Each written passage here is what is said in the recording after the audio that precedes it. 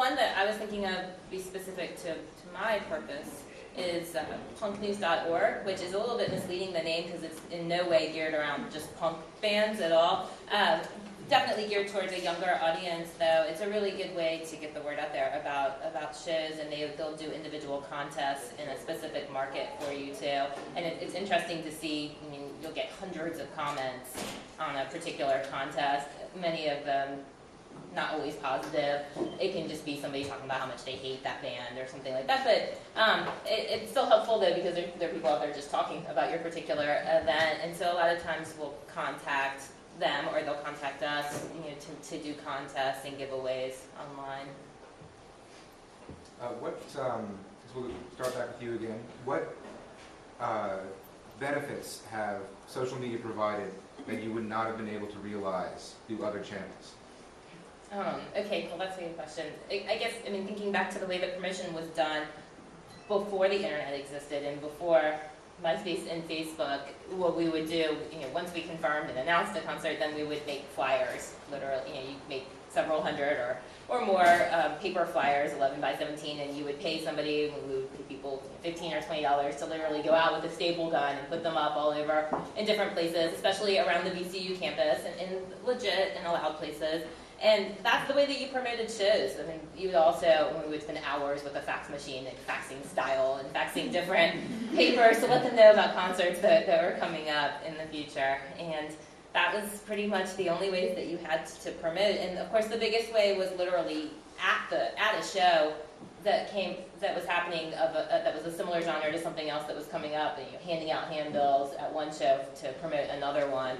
That's the primary way that we promoted. So what we have now with Facebook and MySpace and Twitter makes it so much better. I haven't gotten rid of those old school methods at all. I definitely still do that type of stuff, but I would say 50 to 60% of the promotion I do is now through Facebook and MySpace and Twitter.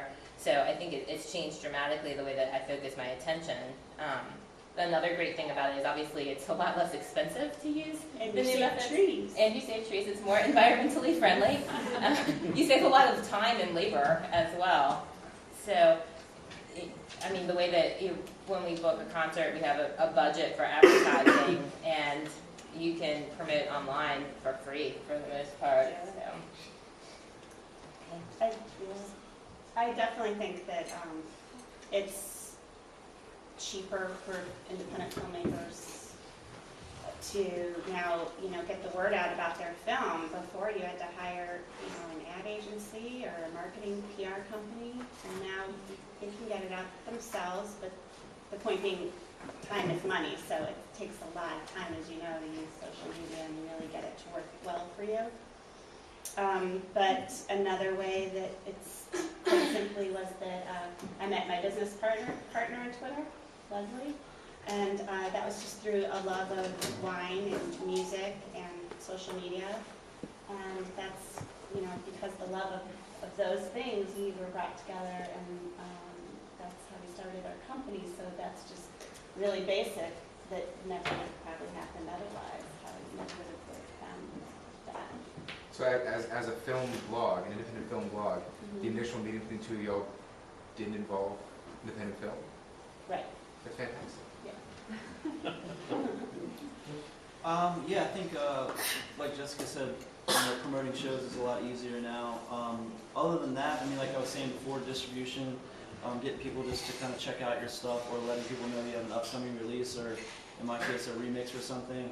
But then also I feel like it's a really good way now to connect with fans. Where before, sure, you could, after a show, hang out at the merch booth and meet people and stuff, but this is the way that people, if they're interested, can really follow what you're doing if you're accessible to them, and social media allows you to do that if you choose.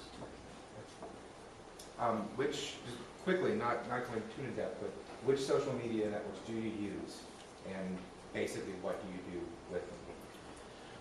Well, like I said before, we have Facebook, Twitter, YouTube, MySpace, Flickr, Last.fm, which is, I guess, more of a UK kind of thing. What else? Bebo, which we don't really use all that much, but that's kind of more of a UK thing as well. But yeah, you know, all the main things you can do with this. For you, what do you suggest that filmmakers use? Well, there's a lot, again, I said it depends on your strategy and what your goal is. We offer a lot of behind the scenes content. So in doing that, that generates a lot of video and blogging. So we use blogging tools, we use video sites, especially we like Vidler because it allows people to leave a video response back. They could leave a comment within it. You've probably seen it on Gary Vee, but it really allows for a lot more interaction. I mean, YouTube's starting to do it more, but we're on all the channels because you never know. You do know, but you don't know where your video audience is going to be. And then it all comes, of course, it's all back on the site for the film. But Leslie has presence on over 200 profiles on over 200 social media sites. So she really utilizes that in terms, that's something we have to offer to our clients to get the word out for those filmmakers, utilizing our network to help get that out. I think Joel and I are going to overlap a lot, maybe on what we say, but his work, some of the ones he mentioned are more artist-based, I guess, than what I'm doing. So my main focus is certainly just the primary three is MySpace, Facebook, and Twitter. I'm definitely open to other ones and would like to find, I hope to find out new ideas tonight, and from time to time look other places too. I'm not sure that there's a lot that I can do with blogs, although I'd be really interested to find out, and, you know, I'm sure there are ways out there that I'm just not familiar You with. could do like Q&As or something with the band whose concert is going to be. And incorporating it Yeah, in a larger website. Yeah, put it in Sure. or on your Facebook page. Mhm. I mean, you can blog on Facebook. Yeah. Oh, and I guess I do use blogs in that sense. Yeah. I mean, we use Facebook and Twitter too. Everybody. Right. I guess keep with you, Jessica. Are there any aspects of social media networks that you find to be a waste of time or just not beneficial? And what would you change about social media networks, just personally, to the new features, anything that would better suit your individual needs? Okay. I guess I'll focus more on the last part of your question then. The one big problem with Facebook, I think I use Facebook most now. I use MySpace to communicate with local bands, and there's not a lot of other ways to go about that. So, but outside of communicating with local acts, I use Facebook mostly to promote shows, and one huge problem with it is that it's not set up to do that.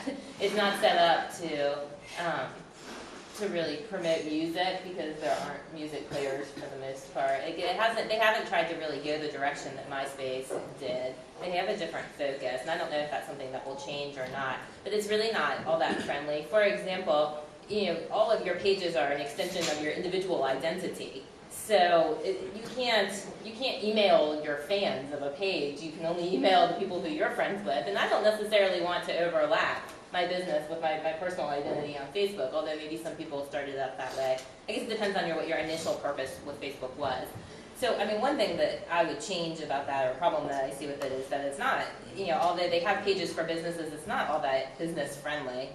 And another sort of, I guess, problem with it, is that one of the things, is I'm sure probably most of you are aware of this. You get a ton of invites to things, and sometimes you get the same invite over and over and over again for something. So one big problem that comes up with, say I book a concert, and there's a national act, and a regional act, and 2 local acts that are opening it, and I create a Facebook event, and then the Canal Club creates a Facebook event, and then each of the local bands creates a Facebook event, and everybody emails them out, and you end up getting all of these invites. I mean, there's not a lot of good collaboration, I guess, with it, and I think that that's something that could really stand to improve, and it's certainly a problem with communication between all the parties involved, but then it also goes back to Facebook not being set up for it necessarily, so I think that that's sort of one of the bigger problems with it, that and the fact that it is hard to the way that with MySpace you go out and friend people, with Facebook people have to sort of friend you. You can't ask your friends to ask people to become a fan of you, but